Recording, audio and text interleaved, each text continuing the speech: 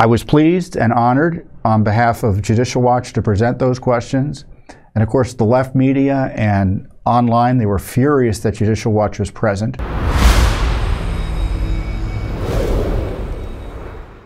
First up, I don't know if you watched the presidential debate this week among the Republicans there at the Republican National Committee debate in Alabama on News Nation, but Judicial Watch was invited to present questions. So I was able to ask two questions that were pre-recorded to the candidates present there. The debate was moderated by Megyn Kelly, Alina Johnson of the Free Beacon, and who else? Elizabeth Vargas of News Nation. So it appeared on News Nation and Rumble and the CW, which is a television network. And Judicial Watch had some awesome questions. I'd like to think they were quite powerful. And we're going to play you the section or the segment in which I was able to present my questions on behalf of you, dear Judicial Watch supporter. Let's play that segment. Now, by arrangement with the Republican National Committee, we've got two questions for you about the Justice Department and our election system. Here's Tom Fitton with Judicial Watch. Governor Christie, this one's for you. President Trump and many of his supporters claim federal law enforcement agencies have abused his civil rights for the last 8 years by, among other things, spying on him and now prosecuting him while having treated Hillary Clinton and Joe Biden with kid gloves. A recent Gallup poll shows that Americans think more highly of the U.S. Postal Service than they do the FBI or Justice Department. What would you do as president to restore the faith of the American people in these agencies? Well, first off, I'm the only person on this stage who's actually done a job in the Department of Justice. I was the U.S. Attorney in New Jersey, in the 5th largest office in this country, appointed by President Bush on September 10th, 2001. And it was an extraordinary time in this country to be on the front lines of fighting the greatest attack against our country since Pearl Harbor. And I'm proud of the 7 years I spent in the Justice Department. And one of the reasons I am is because I had an Attorney General when I came in named John Ashcroft. And John Ashcroft stood up and told each and every one of us our job was to do one thing, to make sure justice was done every day, regardless of partisanship, regardless of gender or race or any other consideration.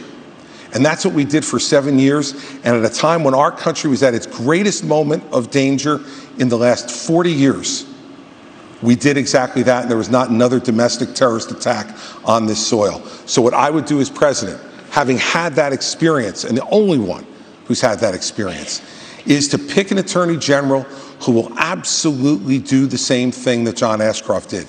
To pick U.S. attorneys who will only care about making sure that justice is done without regard to any other consideration but the facts that are presented and whether someone is guilty beyond a reasonable doubt and the government can prove it.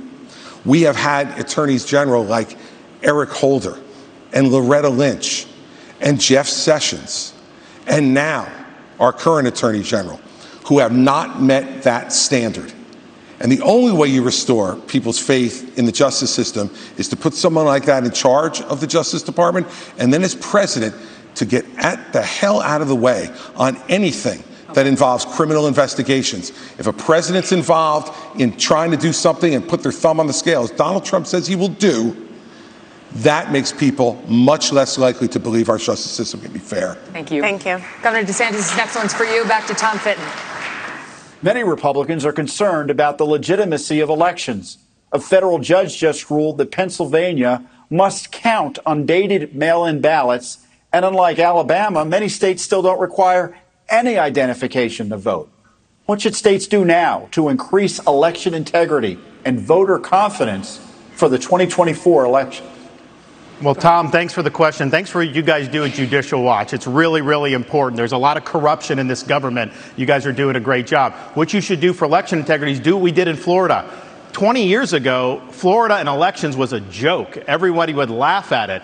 I came in, I removed a couple supervisors from South Florida. We require voter ID universal, no Zuckerbucks. no mass mail balloting and no ballot harvesting. We even have an agency that prosecutes people for violating election laws. The result of that, in both 2020 and 2022, we counted millions and millions of votes on election night, produced the results, it was transparent, and everybody was happy. That is not happening throughout this country. But let me tell you this as the nominee. I think it's important. Not every state's where we need it to be. There is ballot harvesting in places like Nevada, all these places. I am not going to fight with one hand tied behind my back. I'm going to have organizations in all the swing states. If they're harvesting, we're harvesting. If they're Zuckerbucks, we're Zuckerbucks. We are going to exploit whatever the rules are. I favor changing the rules to be like Florida and some of the other states that have done a good job. But until then, we have to do that. And then just on the Justice Department and FBI. I mean, I remember being, in Iraq working with FBI on the ground and being, and then I was a special assistant. I used to have such a high regard for these agencies. What they did to Donald Trump with the Russia collusion was one of the biggest abuses of power in the history of our country. These agencies need to be cleaned out. With me, you'll have a new FBI director on day one. We're going to clear out the DOJ, the IRS, all these places. Buckle your seatbelts. There's going to be a new sheriff in town. There you go. What'd you think? I thought they were great questions, by the way.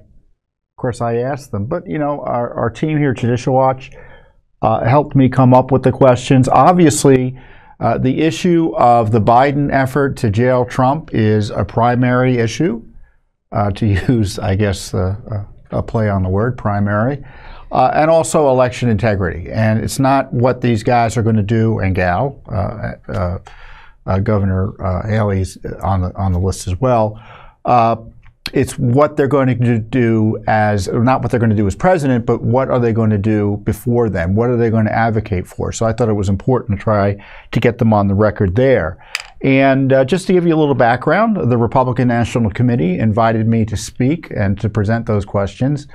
And we partnered with News Nation in kind of getting to the final questions. So as you might imagine, my initial questions were a bit longer, a bit more direct, but they came back, and there wasn't necessarily to try to undermine the specificity of the question in terms of the issue, but to make them a little punchier and a little briefer. So the editorial process was fine. So those were my questions in the end, with the help of other folks who were looking at it, who were involved in the debate.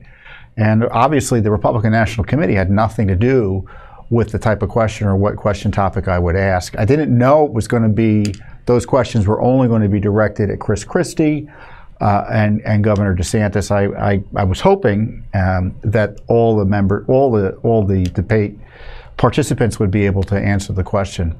But what I liked about the questions are that they're general. I think we should get answers from all candidates on it, not just for the presidency. Everyone running for federal office, I think, should be asked about these abuses at the Justice Department and the FBI, should be asked about this attack on election integrity by the left. For instance, in voter ID, California doesn't have voter ID. Pennsylvania doesn't have voter ID. New York doesn't have voter ID. Illinois doesn't have voter ID.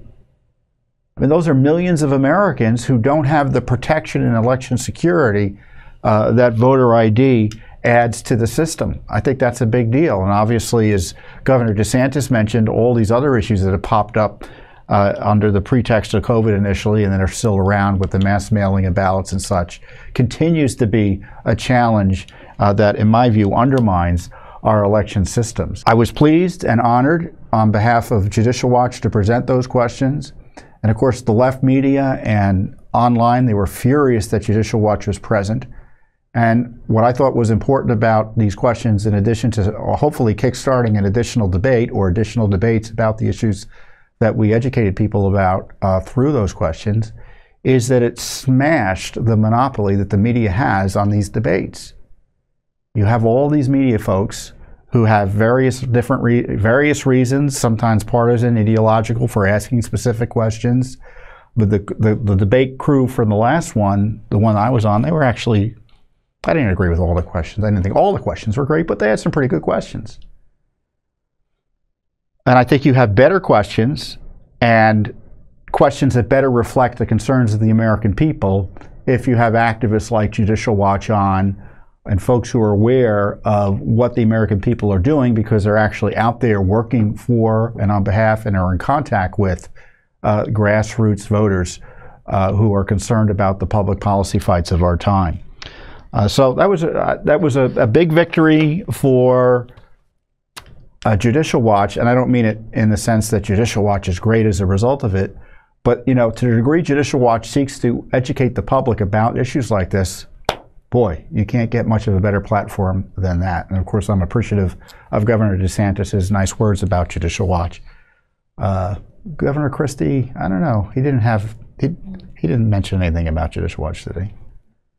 So I'm not going to criticize any of the candidates. Now, you notice I'm not telling you who to vote for, right? And we don't do that here at Judicial Watch. I know I'm not supposed to tell you who to vote for or endorse candidates or oppose candidates here through Judicial Watch. But to the degree we can help educate you about their views, that's an important role for us as an educational foundation. So great stuff there.